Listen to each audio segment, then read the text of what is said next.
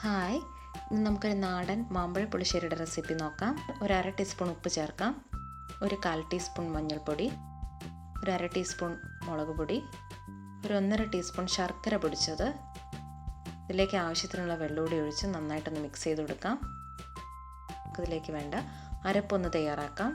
അതിലേക്ക് 1/2 കപ്പ് നാളികേരം, ഒരു ചെറിയ സൈസ് പച്ചമുളക്, ഒരു 1/2 കപ്പ് അധികം പുളിയില്ലാത്ത തൈര് കൂടി ചേർത്ത് ഇനി അതിലോട്ട് ഒരു 1/4 ടീസ്പൂൺ കടുക് ചേർക്കാം.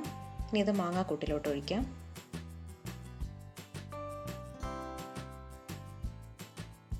നമുക്കിതിലേക്ക് വേണ്ട കടുക് വറക്കാം. ആവശ്യത്തിന് വെളിച്ചെണ്ണ ഒഴിച്ചു കൊടുക്കാം.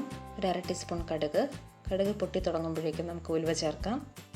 2 വറ്റൽമുളക്, ഒരു തണ്ട് കറിവേപ്പില. ഇനി ഇതിലോട്ട് ഒരു 1/4 ടീസ്പൂൺ മുളക് പൊടി ചേർക്കാം. ഇപ്പം നമ്മുടെ ഈസി റെസിപ്പി ആയിട്ടുള്ള മാമ്പഴ പുളിശ്ശേരി റെഡി ആയിട്ടുണ്ട്. നല്ല ടേസ്റ്റി റെസിപ്പിയാണ്. എല്ലാവരും ട്രൈ ചെയ്ത് നോക്കണം. Thank you for watching.